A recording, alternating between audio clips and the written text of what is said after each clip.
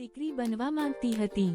લગ્નના 10 દિવસ પહેલા તેણીએ તેની માતા પાસેથી ચોક્કસપણે એક વાત શીખી હતી કે દીકરી, બધાને પોતાના માનો, જેમ તું હંમેશા અમારી સાથે વર્તે છે તેમ બધા સાથે વર્તજે. તેથી આ 10 દિવસ દરમિયાન તેણીએ તેના સાસરિયાઓ અને અન્ય લોકોની પસંદ નાપસંદ વિશે જે કંઈ જાણ્યું હતું તે મુજબ જ ભોજન પણ બનાવશે. સાસુએ પૂછ્યું કે પુત્રવધુ, રાત્રિભોજન માટે કેટલો સમય લાગશે? માતા: રાજમા ભાત તૈયાર છે, ફક્ત રોટલી બાકી છે તે બનાવું છું. મેં તમારી પસંદગીનો રાજમા તો બનાવ્યો છે. મારી સાસુએ ગુસ્સામાં કહ્યું, તમે મને કેમ પૂછ્યું નહીં? મેં તેમને કહ્યું, માતા, તમને તે ગમે છે, ખરું ને? સાસુએ કહ્યું, મારું પેટ સારું નથી લાગતું, તો મારા માટે ખીચડી બનાવો. ઠીક છે, પુત્રવધુએ શાંતિથી ખીચડી બનાવી. રાત્રે પુત્રવધુએ જોયું કે કોબી ઘણા દિવસોથી ફ્રિજમાં પડી છે, કોઈ તેને રસથી ખાતું નથી. તો શા માટે તેમાંથી પરોઠા ન બનાવીએ? બધા ખાશે અને કોબી વપરાઈ જશે, બગડશે નહીં. સાસુએ પૂછ્યું, આ કોબીના પરાઠા? પુત્રવધુએ કહ્યું, મમ્મી, કોબી ખરાબ થઈ જાત તો તે ફેંકી દેવી પડત, કારણ કે શાકભાજી ખૂબ મોંઘા છે. સાસુએ છણકો કર્યો, હવે તમે જેમ ઈચ્છો તેમ કરશો અને મને શીખવશો. આ મારું ઘર છે, સમજાયું?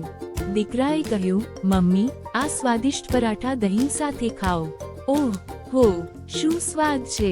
પુત્રવધુ થોડા દિવસો માટે બહાર ગઈ તો તેની સાસુ માટે સૂટ, પર્સ અને બીજી ઘણી વસ્તુઓ લાવી અને ખુશીથી તેમને આપી.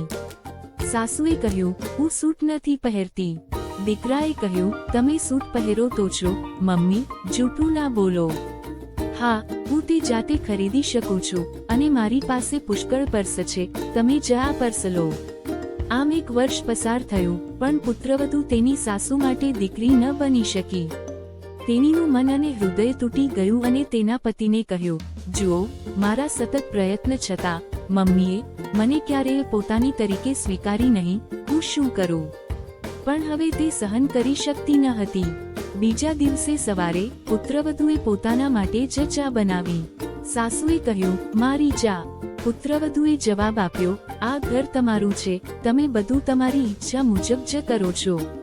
તમે જ કહો છો કે મને તમારું કંઈ પણ નથી જોઈતું, મને તમારા ઉપકાર નથી જોઈતા. મમ્મી, હું તમને ખવડાવીશ, તમારા કપડાં ધોઈશ અને તમને પહેરાવીશ. તો આ પણ એક પ્રકારે તો ઉપકાર જ છે. હું 1 વર્ષથી આ ટેન્શનમાં જીવી રહી હતી, તમારા ખોટા ઉપકાર લઈ રહી હતી.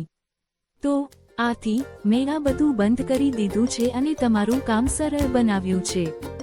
સાસુએ તેની પુત્રવધુ સામે જોયું અને વિચારવા લાગી, પુત્રવધુઓ આવી જ હોય છે. પણ મને ખરેખર પુત્રી મળી, પણ મને તેની કદર નહોતી.